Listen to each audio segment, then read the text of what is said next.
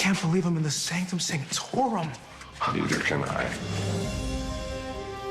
It fills you with confidence about being him again. Makes you stand tall, makes you feel like a bit of a hero. A lot of it is just trying to play catch up with him, you know, because he's so bloody brilliant. You can kind of go anywhere with it, which is what you want in these films. You want to discover what the character's like in a very different context and sort of really explore that dynamic with Spider-Man. Doctor Strange is mostly just terribly annoyed with Peter that he's upended his life. Don't. This is why you never have kids.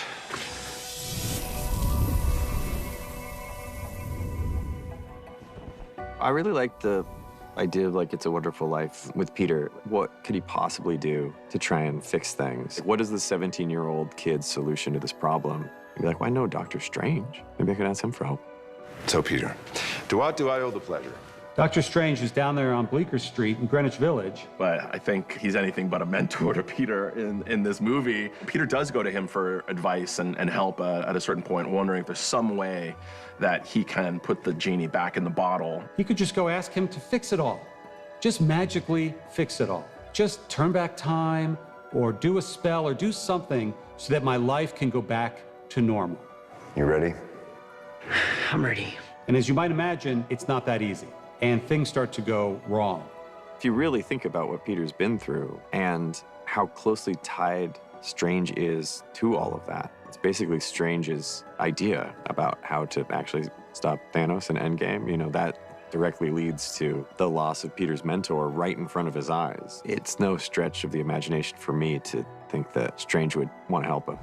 I'm really sorry to bother you, sir, but... Please, save to have the universe together. I think we're beyond you calling me sir. Okay, Stephen. That feels weird, but I'll allow it. It's nice that he's able to seek solace in a friend that's Doctor Strange. It's also nice for me because Benedict has been a good friend of mine for years and years, so it's always fun sharing the screen with him. It's always interesting as well having two boys from London pretending to be two boys from New York. Him and Parker are kind of level in the Avengers. You know, they're two very important superheroes, but sort of on a more everyday level, one's mid-40s and the other one's yet to go to college. So there's a very sort of paternal or avuncular thing that kind of kicks in with Strange, which is very non-Strange territory to be in. You know, this guy's quite a self-involved egotist, even if he is doing good for others. It's on his own terms. So this kid kind of reorientates him, and we're loving riffing off that and also just doing some really cool shit that I haven't done yet in a film. That's Strange.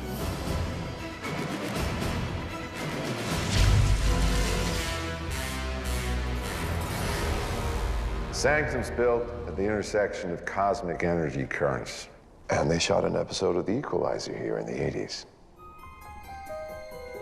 The Sanctum, it could constantly change and evolve, and you open up one door one time, you open up another time, it might be different. So that gave us a lot of freedom. And that's what Marvel does so well. The kind of scale of what they have in live action is not to be underestimated, and the quality of the set build, the paint work, the effects. Just full credit to the set designers and all the crew that have just made it look incredible and, you know, like a bit of a winter wonderland in there. This is a huge amount of Epsom salts. I kid you not, like barrels and sacks and tons, literally, of Epsom salts. So you would think, how? And it just does. And even when you wet it down, it starts getting that slightly kind of crystalline, squelchy feel of snow that's thawed a little bit after a few hours sun in the morning, but it's basically really nice powder. So, what is this place? The Ancient Chamber was a blast to do, and we had to come up with, you know, why is it here? What's the design elements? So we have these two sets. We have a workshop, and then we have an Ancient Chamber, and we wanted a really strong contrast between those two.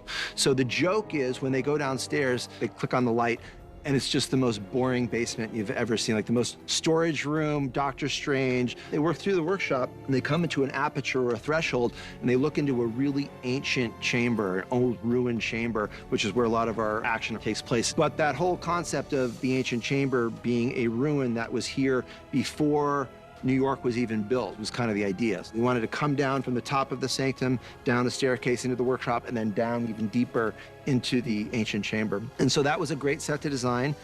It's full of fun to play with this set, and it just puts you right back on your game as a character like Strange.